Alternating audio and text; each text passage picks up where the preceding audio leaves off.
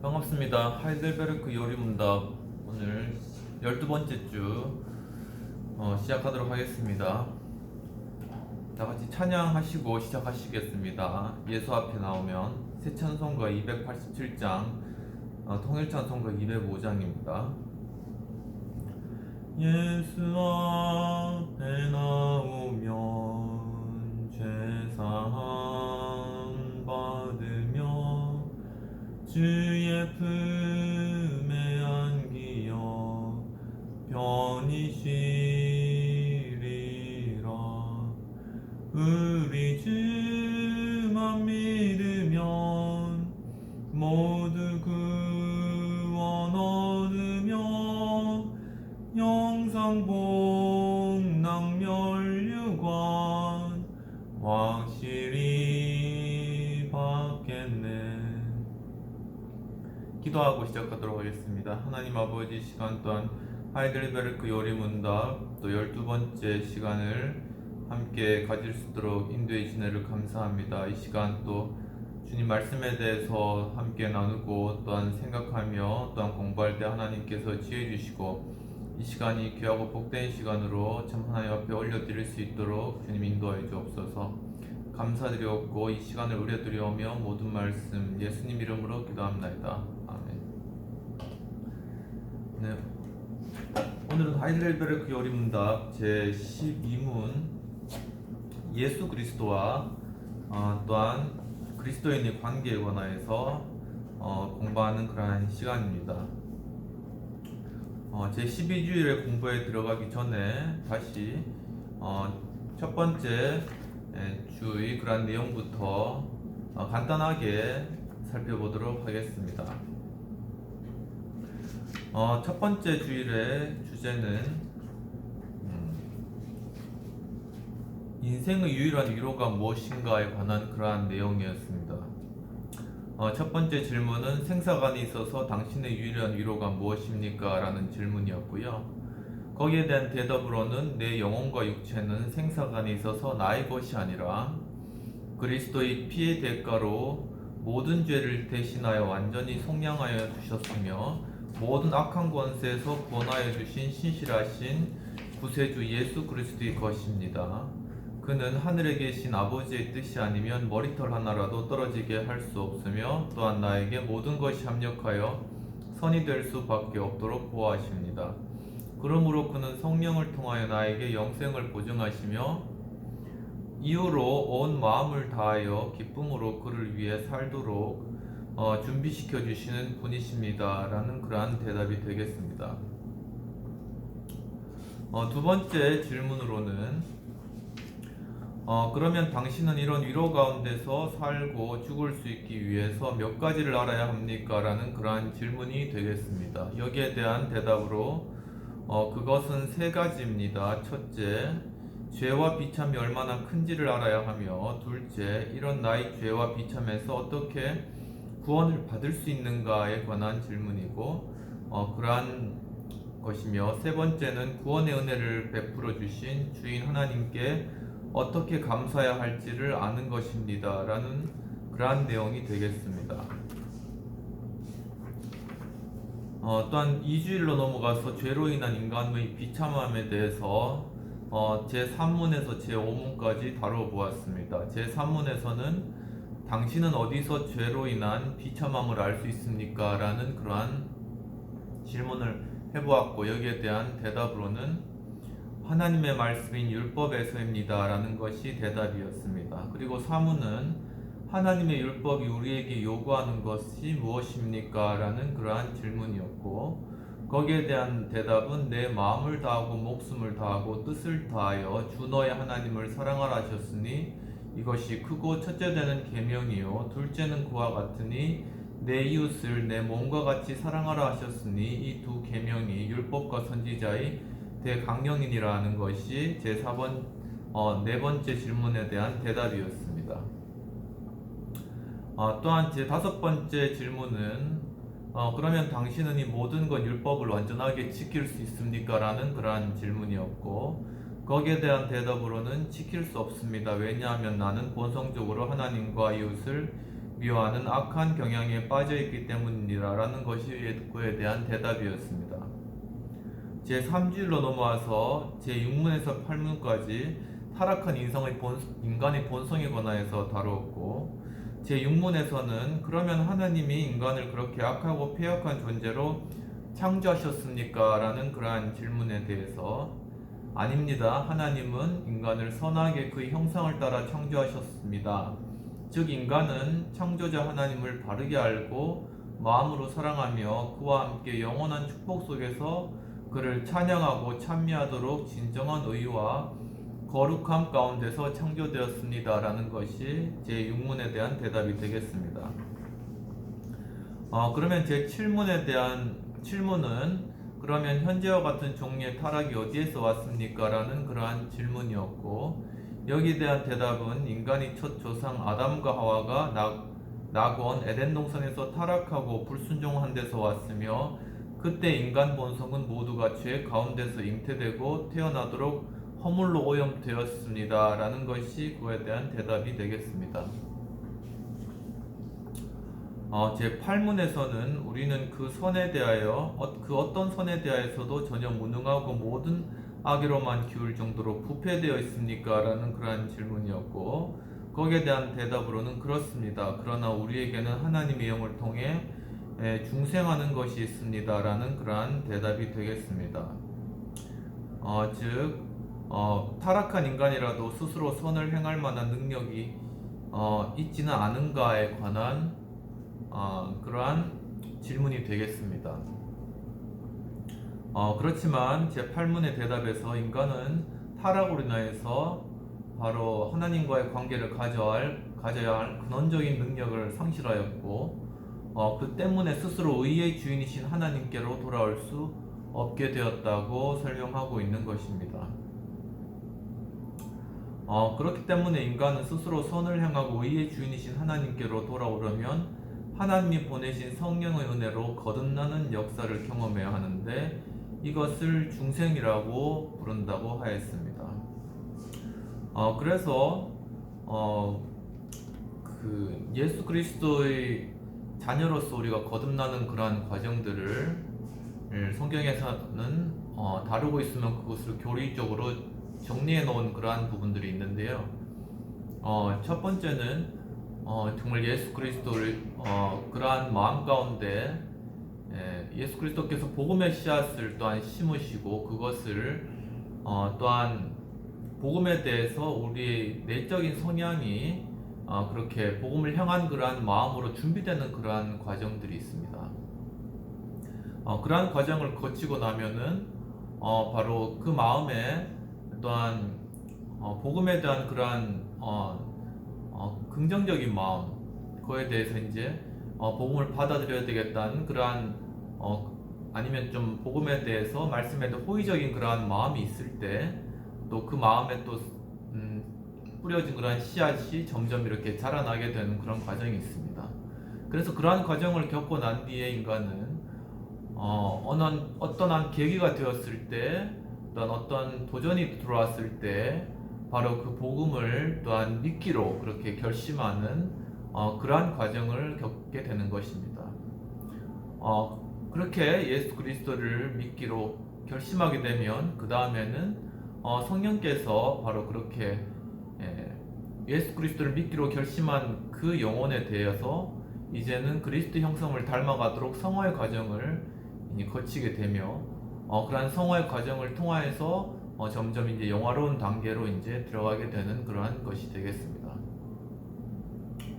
바로 이러한 우리 그런 일련의 과정들을 예수 그리스도를 알지 못하는 사람들이 성령으로 거듭나면서 겪게 되는 그러한 과정이 되게 되었습니다.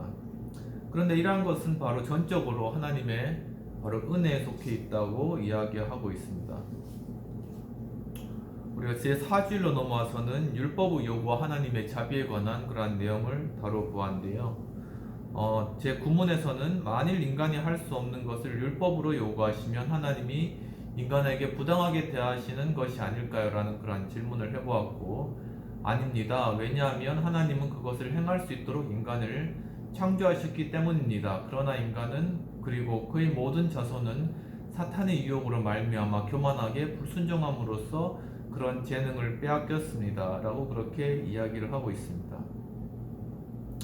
즉 산문에서 구문까지의 내용들은 인간의 죄에 대한 책임으로 예수님의 이중 개념, 곧 하나님과 이웃 사랑과의 대지를 통해 인간 양심에 비춰진 것이 바로 죄라고 그렇게 이야기를 하고 있는 것입니다.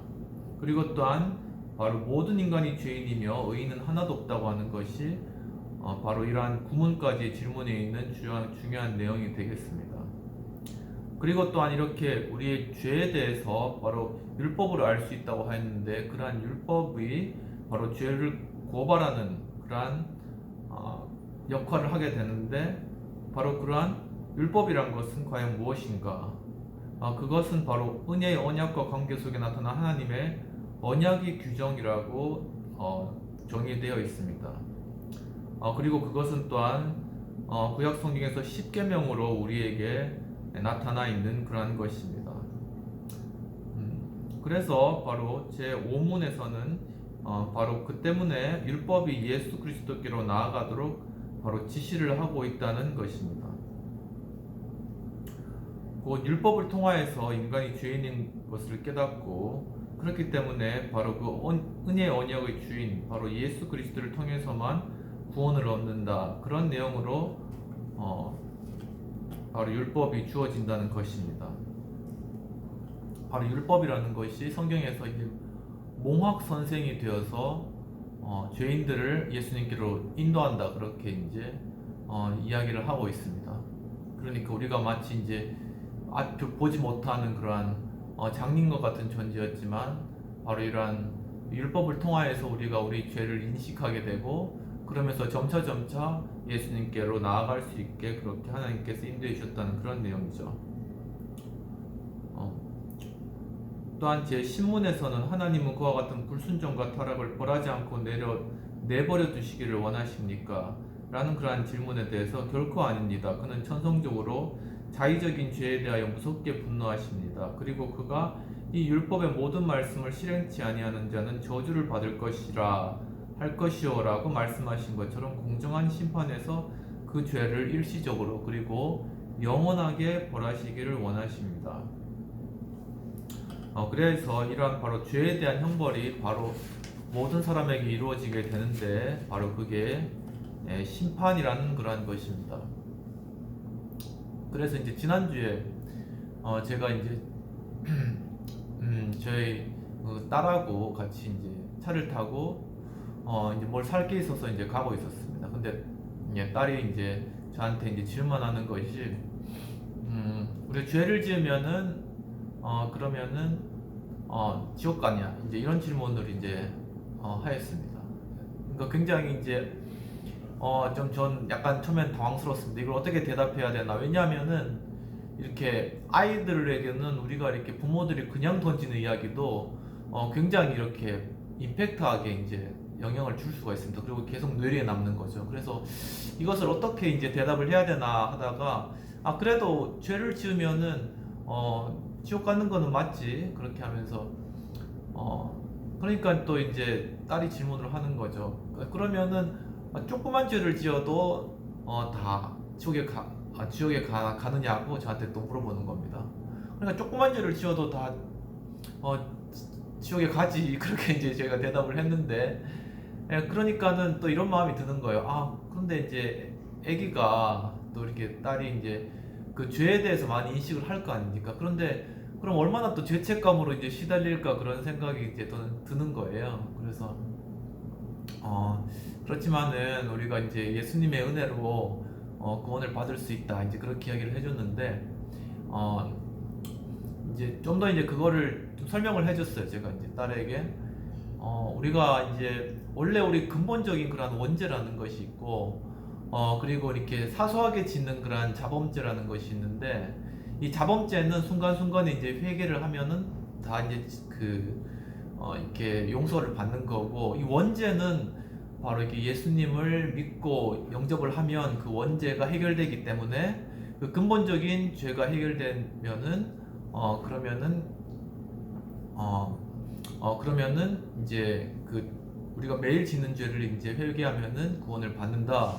이제 그렇게 그 지옥에 안 간다. 이제 그렇게 이제 설명을 해줬어요. 그러면서 저는 이제 죄가 있으면은 심판을 받게 된다. 그렇게 이제 이야기를 이제 해줬거든요. 네네. 그러면서 이제 그 제 자녀가 그 사람은 죽으면 어떻게 돼? 이제 거기서부터 이제 시작을 한 겁니다, 사실. 그러니까는 사람이 죽으면 다 심판을 받지, 이제 그렇게 되는데, 심판을 받으면 어떻게 돼? 그러면 이제 죄가 있으면은 지옥까지 이제 이렇게 된 겁니다, 그 스토리가. 그러면은 이제 그렇다면 이렇게 구원받은 사람도 이렇게 심판을 받아, 이제 그런 질문을 하더라고요. 그래가지고 성경에 이제 나와 있듯이 우리가 예수 그리스도를 믿고 이제 구원을 얻은 사람은 그걸 심판받지 아니한다는 말씀이 있잖아요. 그러니까 죄가 없는 사람은 심판을 받을 이유도 없지, 이제 그렇게 이야기를 해줬습니다.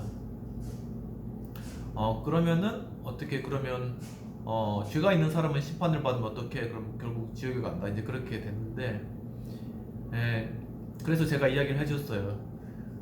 이미 예수 그리스도를 믿지 않고 이 하나님을 떠난 인간 존재 자체는 바로 이미 심판을 받은 거다.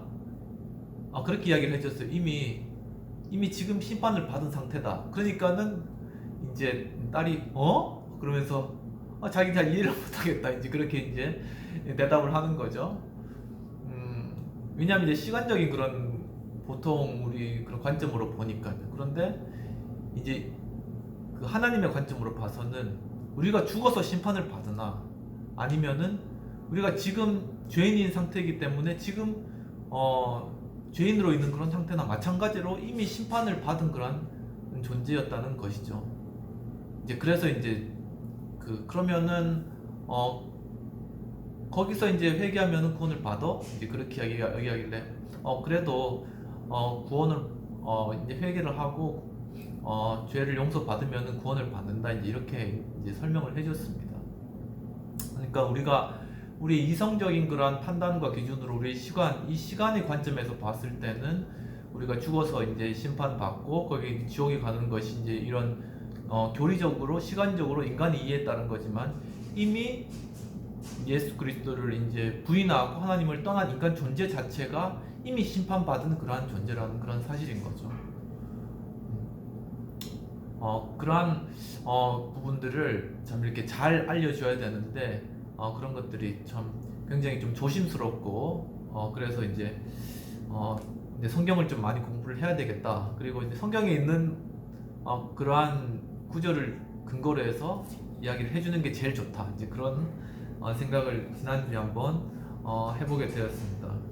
아마 여기 또 주일학교 하시는 분들이나 아마 또 유초등부, 또 중등부 교사, 고등부 교사 선생님들 이런 것들 많이 이제 아마 고민을 하셨을 것 같습니다. 저도 이제 중고등학교 때 또 초등학교 때 많은 그런 질문들을 선생님한테 던졌는데요. 그럴 때마다 선생님들 좀 이렇게 당황스러우시죠. 그렇기 때문에 또 교사로서 준비를 좀 많이 해야 되는 것 같습니다. 그리고 이렇게 하이델베르크 요리 문답도 이제 쭉 공부를 또 하시다 보면은 또 이런 교리적인 부분들이 잘 정립이 되실 것이기 때문에 또 이렇게 중고등부나 이렇게 초등부 우리 아이들에 대해서 이렇게 교육하고 이렇게 돌봐주는 것도 많이 도움이 될 거라고 생각됩니다. 요즘 참 힘들죠. 그리고 지금 참 또 입시다, 그리고 여러 또 많은 시험, 공부, 과외 이런 것 때문에 참 우리 그 학생들, 중고등학생들, 또 우리 또 초등학생들 너무 많이 고생을 하는 것 같습니다. 또 참 이 나라에 또 여러 또 교육 제도가 이제 잘 갖추어져 있지만 참 부족한 부분들이 너무 많고, 그래서 바꿔줘야 될 부분도 참 너무 많은 것 같습니다. 입시 위주의 또 공부고, 또 뭐 스카이캐슬 뭐 이런 드라마에서도 많이 나오지만은 참 그런 것들이 참 아이들에게 너무 스트레스가 되는 것 같아요. 저도 그런 과정을 겪었지만은 참 이러한 그 어떻게 보면 인생에서 하나의 시험이라는 관문을 통과해야만이 또 성공할 수 있다, 이러한 시스템이나 이런 구조 자체가 너무 참 그 아이들에게는 구속이 되고 많은 속박이 되는 것 같아요. 참 그래서 우리가 이 목적을 좀 다른 이야기인데 목적을 바꾸면 안 될 것 같습니다. 그러니까 우리가 이제 대학이라는 그런 목적을 두는 건 괜찮은 것 같아요. 그리고 이제 자기가 원하는 대학 그리고 자기가 원하는 과 이런 것들을 이제 목적으로 두고 공부를 해나가는 거는 공부의 동기부여를 위해서 그리고 전반적인 그러한 교육의 질의 성장을 위해서는 중요한 것 같습니다. 그것을 마치 이제 일률적으로 이렇게 해버리거나 형평성 차원에서 아예 그냥 평준화시켜버리는 거는 바람직하지도 않고 또한 이렇게 자유롭게 또 창의성을 발휘해야 되는 그러한 아이들에게 있어서 도리어 그런 것들이 제약의 요건이 되는 것이 아닐까 하는 생각을 합니다. 그런데 그러면서 우리가 이 목적과 수단을 바꿔서는 안 될 것 같아요. 그러니까 좋은 대학에 들어가기 위해서 아니면은 어떤 좋은 과를 가기 위해서 내가 공부를 한다.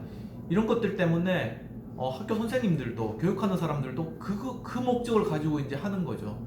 근데 사실은 그 목적이 아니라 어떤 자기 원하는 대학이나 그런 과들을 가고자 하는 그런 동기력을 불러일으킴으로 말미암아 이 전반적인 우리 학생들과 우리 교육의 시스템을 통해서 전반적인 그런 지적인 수준 그리고 어떤 지성들이 이렇게 함께 성장해 나갈 수 있는 그래서 우리가 이제 대학에 갈 때 또 진로를 선택할 때는 우리가 자유롭게 그러한 것들을 원하는 과나 원하는 그러한 학교를 자기가 원하는 대로 자기가 또 노력한 만큼 해서 자유롭게 갈 수 있는 그러한 문들을 활짝 열어줘서 거기에서 자신의 인생을 마치 이렇게 낙인 찍는 것이 아니라 도리어 그런 과정을 통해서 더 자유롭게 우리가 나아갈 수 있는 그러한 교육의 문화로 참 많이 바뀌어야 되겠다 하는 그러한 생각을 하고 이번에 또 이제 대통령 선거는 지나갔지만은 또 이제 6월에 또 교육감 선거가 또 지방의 뭐 의원 그리고 또 단체장 선거하고 같이 있지 않습니까?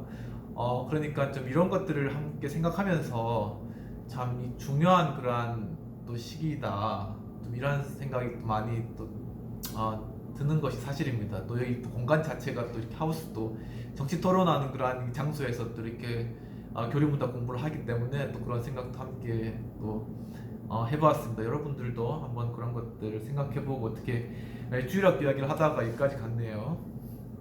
다시 이제 질문으로 돌아와서 제 5주일에는 완전한 의의 충족과 중보자에 대한 그러한 내용으로 공부를 해보았습니다. 제 12문에서는 하나님의 공의로운 심판에 따라 현세적이며 또한 영원한 징벌을 얻게 된 우리가 어떻게 이런 벌을 면하고 다시 은혜에 들어갈 수 있습니까? 라는 그러한 질문을 하게 되었습니다. 여기에 대한 대답으로는 하나님은 그 의가 충분히 이루어지기를 원하십니다. 그러므로 우리 자신을 통해서든 또는 다른 사람을 통해서든 죄에 대해 완전한 대가를 치르셔야 합니다. 라는 그런 것이 대답이 되겠습니다. 제 13문에서는 우리는 우리 자신의 힘으로 대가를 지불할 수 있습니까? 거기에 대한 대답으로는 결코 없습니다. 우리는 매일매일 잘못을 더 많이 쌓아가기까지 합니다. 라는 그런 것이 대답이었죠.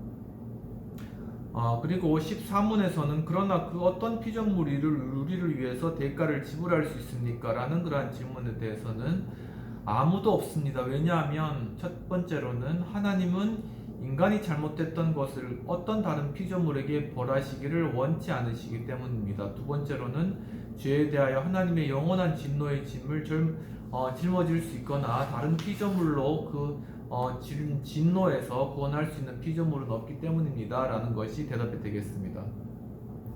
이와 같이 구약에 나타나 있는 그런 구약의 제사들 그 죄를 대속하기 위해서 소나 양에게 안수하고 그 다음에 그 소나 양을 직접 죽임으로 말미암아 그 피로 대속함을 받는 그러한 제사의 방식이 그것을 통해서 죄를 실제로 용서받을 수 있느냐? 그것은 아니고 바로 그러한 방식을 통해서 죄사함이 이루어진다는 것을 보여주는 하나의 예표가 되겠습니다. 그래서 결국 이제는 신약에서 예수 그리스도께서 십자가에서 우리 모든 죄를 위해서 대신 짊어지시고 거기서 이제 달리셔서 돌아가셨죠.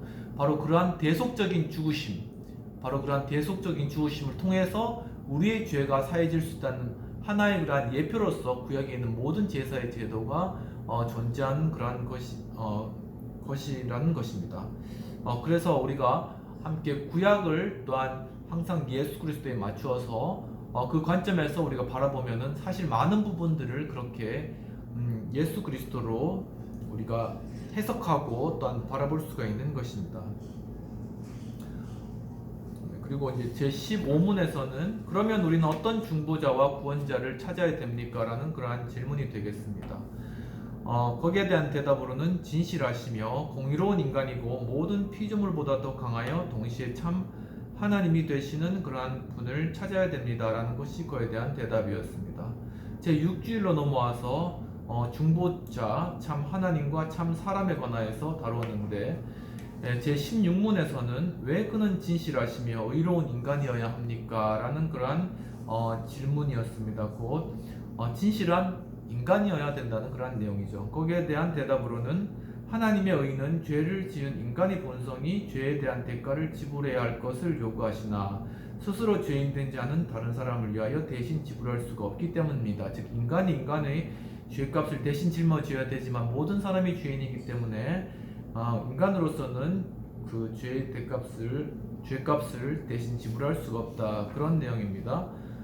그렇기 때문에 제 17문에 대한 질문이 나왔습니다. 그는 왜 동시에 또한 참 하나님이어야 합니까? 라는 그러한 질문이었고 거기에 대한 대답으로는 그의 신성의 능력으로부터 하나님의 진노의 짐을 그의 인성에 져서 우리를 위하여 의와 생명을 획득하여 다시 주시기를 원하기 때문입니다라는 그러한 대답이 되겠습니다. 즉 하나님 곧 예수 그리스도께서 인간이시기 때문에 바로 인간의 짐을 대신 짊어질 수 있는 그러한 위치에 있으시고 그렇지만 또한 동시에 하나님이시기 때문에 또한 죄가 없으시기 때문에 인간의 그러한 죄를 바로 자기에게 전가시킬 수 있는 그러한 자격과 위치를 가지게 되셨다는 것이죠.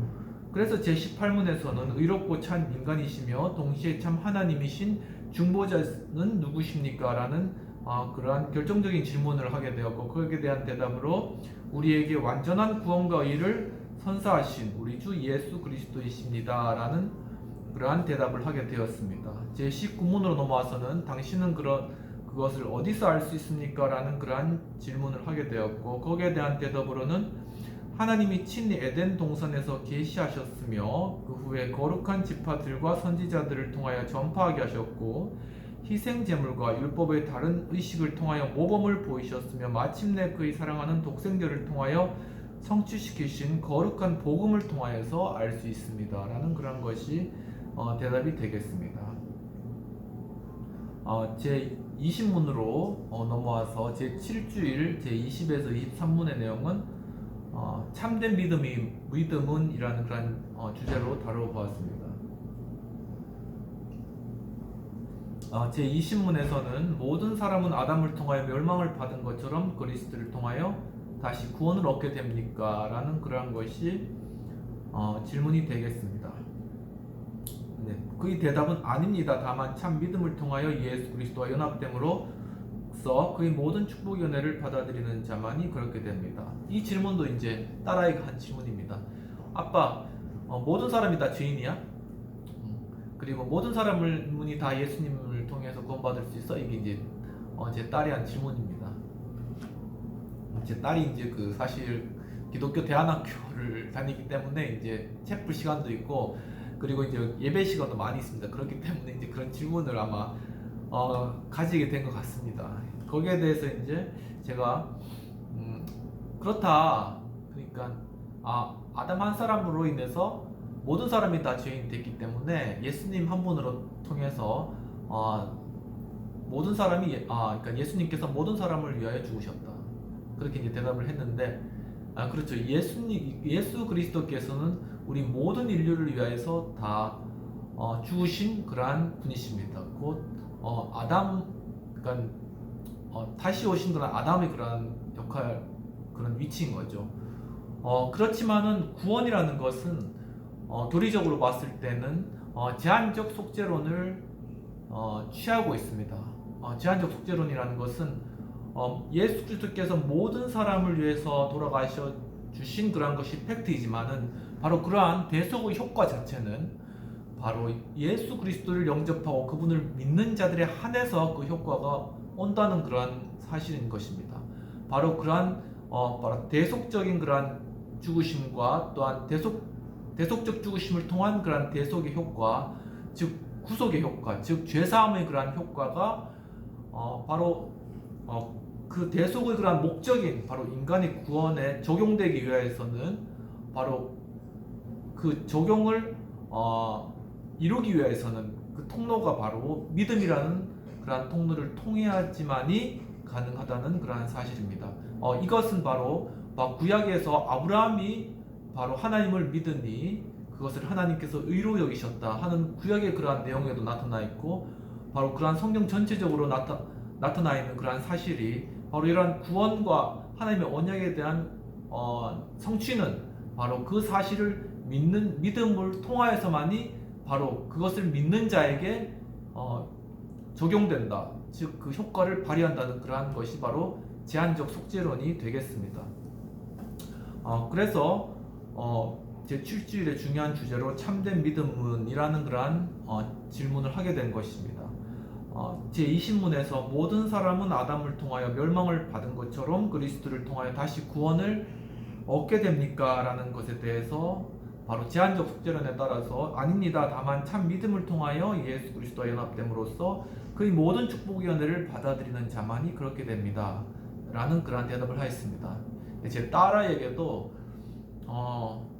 누구든지 믿으면은 구원을 얻는다. 그렇게 이제 최종적으로 결론을 제가 딱 내려줬죠.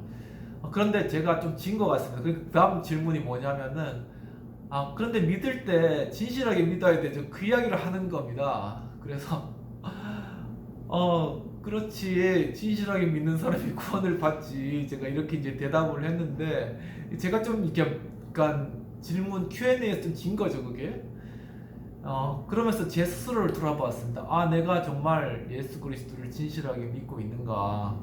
이제 그런 질문이 이제 들더라고요. 정말 하나님께서는 영과 진리로 예배한 자를 찾는다고 하는데 나의 믿음이 과연 진실한가? 그런 것들을 다시 한번 돌아보게 되는 그러한 시간이 되었습니다.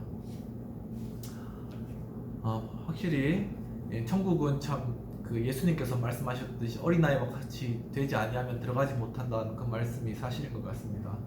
제 21문에 참 믿음은 무엇입니까? 라는 그러한 질문에서 그 대답은 그것은 하나님이 우리에게 그의 말씀으로 계시하셨던 그 모든 것을 진리라고 생각하는 어떤 지식만이 아니라 성령께서 복음을 통하여 내 안에 일으키시는 마음으로부터 우러나오는 믿음인 바, 그 내용은 다른 사람들만이 아니라 내게도 죄의 용서와 영원한 의와 복락이 하나님으로부터 주어졌다는 것이며 이것은 오직 은혜로 말미암는 그리스도의 공로 때문이라는 것입니다. 라는 그런 질문입니다. 여기서도 바로 우리 마음으로